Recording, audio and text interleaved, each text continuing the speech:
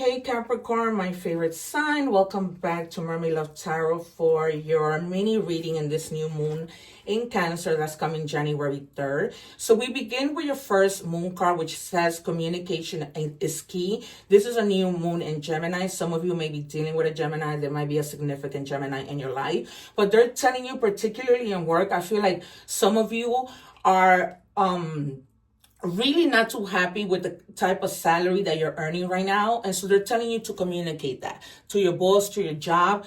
Remember not to stay quiet because you're holding on to your pentacles tightly. And that's because whatever you've been making hasn't been enough for you.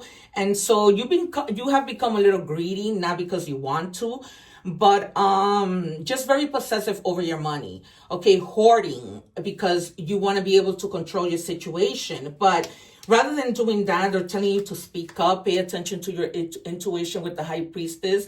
Pay attention to your intuition when it comes to the words that the divine is guiding you to say at work in order for you to be able to get what you want.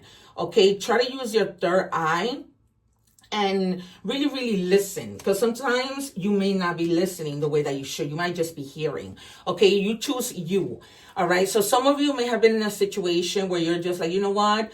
I'm starting over. I just broke up with this person. I'm choosing me. I want to reach that emotional maturity and just be at peace with myself and just really invest in me. All right. Because you might have been with somebody who had commitment issues. They were afraid to settle down and you just kept waiting for things to get better.